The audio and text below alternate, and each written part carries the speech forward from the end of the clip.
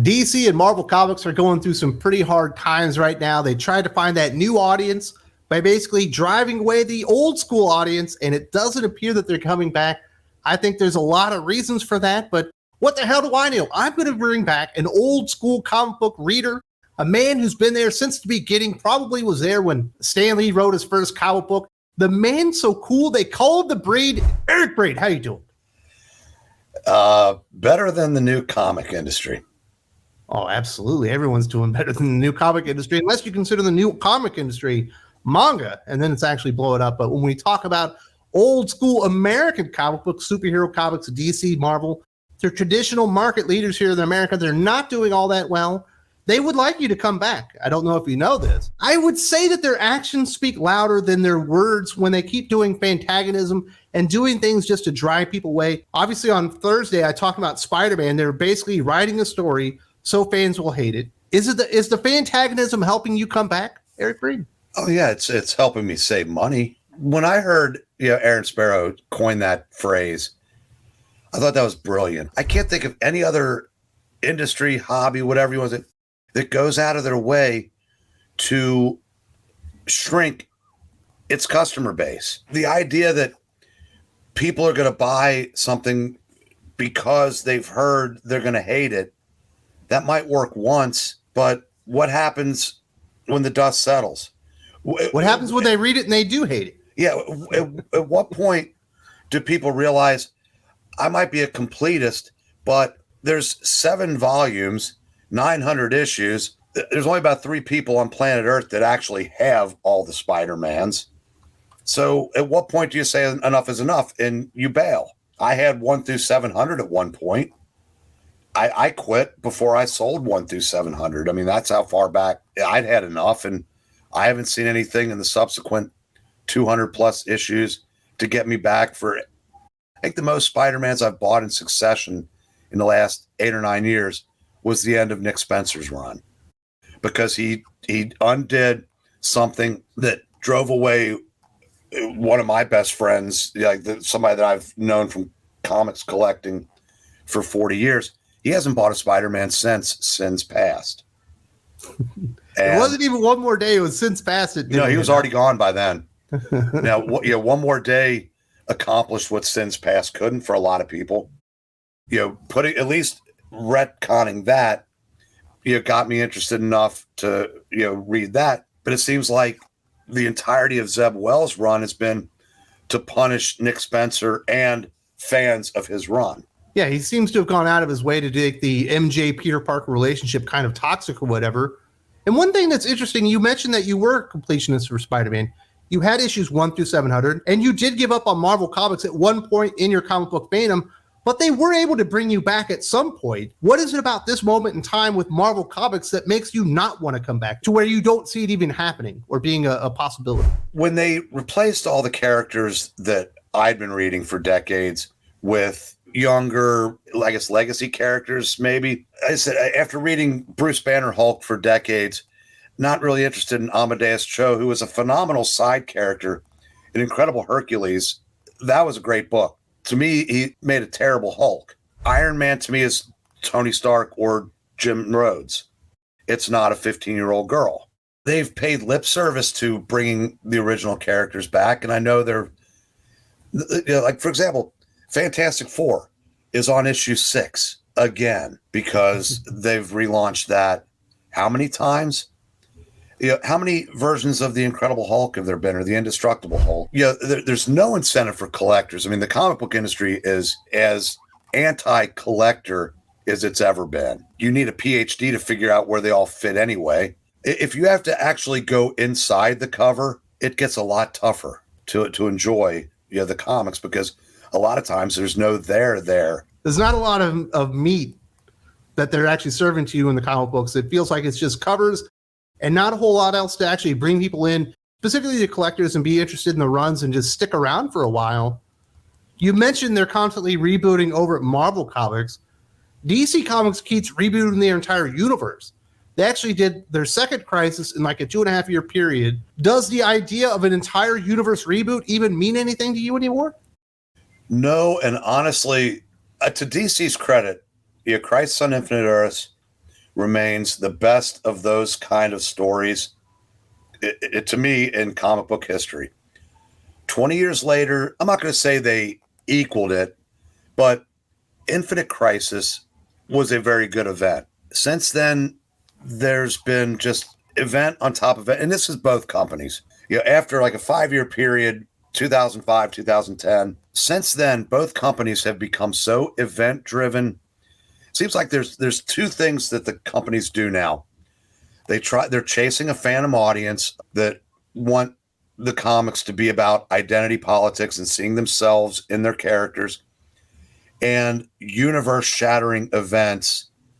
And what they've lost sight of is the supporting casts, the continuing stories, the subplots. And someone pointed out, I said, the reason why they don't do subplots anymore is because there's no guarantee that the writer's going to be on the book long enough to carry them out. Okay, the solution to that is get good writers and keep them, not do away with them because we can't guarantee that they'll be paid off. Richard had a great line that he uses on occasion. Why doesn't anybody just rob banks anymore?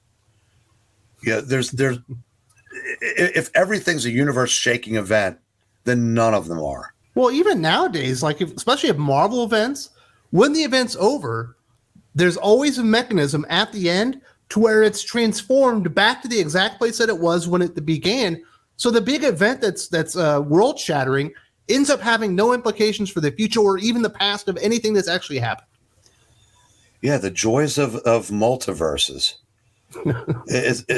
That's what Crisis on Infinite Earths was supposed to fix. It was taking all those worlds and putting it back into one. Now it's just gone so far in the other direction, and Marvel's joined that party. You don't know what's taking place where or why, and eventually you say, who cares? No, they couldn't sell me on an event. You're going to have to do more than just announce an event and have me believe that it's even going to be good these days, because I've witnessed so many bad events since I've had this channel, and I've had to go in depth and really experience all of them instead of picking and choosing like I did before this, that I know none of them really mean anything anymore. And certainly the big universe reboots mean nothing anymore because the writers never change. They don't really do anything different with the characters. It's just a new trade dress, and it means nothing. And I would say, at DC, you've got Jeff Johns doing Justice Society again in the Stargirl series. Both of what I understand are really good. You've got Mark Waid doing World's Finest, a really good book. So there are things at DC. Flash is really good, which brings me to my next point. Here you've got a guy who undoes one of the worst character assassinations in the history of comics, what was done to Wally West. He puts everything back the way it should be, gives you characters that you can root for, get behind, really get into, no promotion, and then they just take it away from him and give it to just another writer who's going to change everything about the book. And they take this writer, Jeremy Adams, who people really liked his run, cut his legs out from under him, put him on Green Lantern, and from what I understand, 2 or 3 issues in, they're going to Venditti his Hawkman and run Night Terrors right through it. So again, why get invested in that Green Lantern when it's just going to be upended a couple issues in? To me, that's seeing what the fans like and saying, nah, you don't get that. I mean, I give Robert Venditti credit. When Year of the Villain ran through Hawkman, he actually managed to keep it interesting enough. I know some people bailed on it. It was interesting enough to keep me reading, so I was around to the end of that. And it was a shame that comic didn't last. No books like that ever last, because if it doesn't have one of the core characters, it's not promoted properly. Yeah, it's absolutely crazy. And you've mentioned, obviously, bringing back great writers would be something that certainly I think a lot of old school readers would be attracted to. But you had so many of them bail just all at the same time with the Substack stuff. James Tynion bailed on Batman. Nick Spencer bailed on Spider-Man. We had Jonathan Hickman bail on X-Men. So you had this mass exodus of writers from DC and Marvel. Scott Snyder left kind of at that time.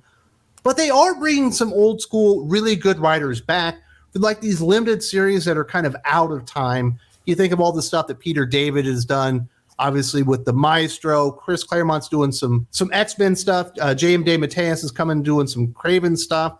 We've got a Mark Silvestri standalone Batman Joker story. And a lot of those are really, really good. Among the best things that Marvel and DC are putting out right now. Why isn't that enough to bring people back? Is there not enough of it? You know, because there's only maybe 2 or 3 of those issues coming out in a month. Okay, there's a couple reasons for that. One, a lot of the people that would come back for these are so far gone that they don't know about them. If you're not going to comic book shops anymore, if you've just completely given up, you're not around to hear about these because you're not reading the fan press. Maybe you're not one of those collectors that goes online to read industry news. And the only way you're going to hear about it is if you bring your kids into the store and happen to see it. And Marvel's not going to really go out of their way to promote it, nor is DC, because, I mean, they'll do those comics, but I think if they had their druthers, they'd rather not, because that kind of gets in the way of what they're trying to accomplish. That's appealing to fans that they've spent the last 10 years trying to purge. It's sort of like a quandary for them. And I would say the same thing about DC. I think it seems like there's a little bit of an internal civil war going on between, do we want to do stuff like Mark Waid and Jeff Johns, or do we want to do stuff like pick a Stephanie or a Megan Fitzmartin or a Steve Orlando? And I think I know what side the people in charge would rather do, but it doesn't sell. And you've given up on Marvel and DC this time. You are picking up a few titles here and there, but for the most part, you're not fully invested in the universes. You really haven't come back. You will pick up a Batman Joker Deadly Duo, but you're not coming in for the whole shebang anymore. No, I'm reading that. I'm reading the Paul Levitt's Avengers War Across Time, Peter David's Joe Fixit. Do you see a pattern there? Good writers. Well, and they're also out of continuity throwback series. There are a couple other ones that I probably would enjoy, but yeah, as far as like what Marvel and DC are doing in their continuity, and I know this is probably petty, but I was reading World's Finest and enjoying it. But when Megan Fitzmartin did what she did in Young Justice, it's like, why am I giving money to a company that will let one of their employees basically tell me I suck because I read their product, 30 or 40 years ago. Yeah.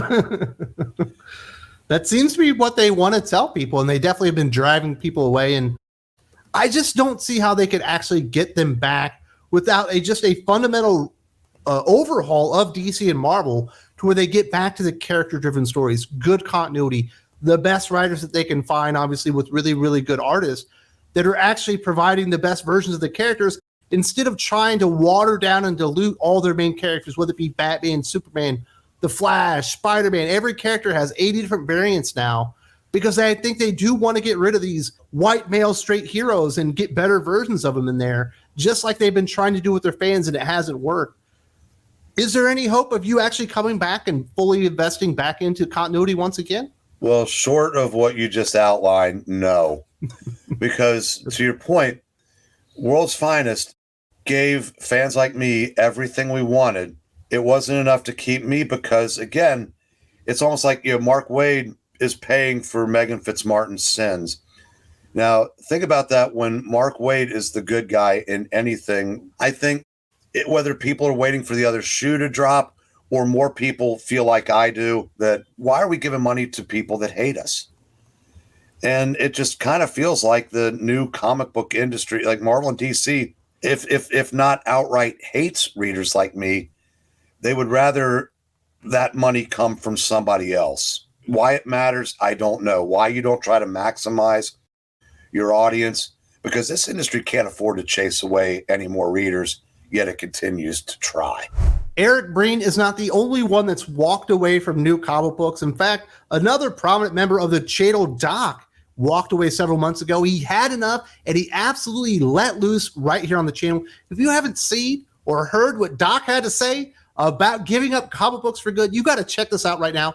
Absolutely brilliant stuff on Doc's part. There's also a link in the video description.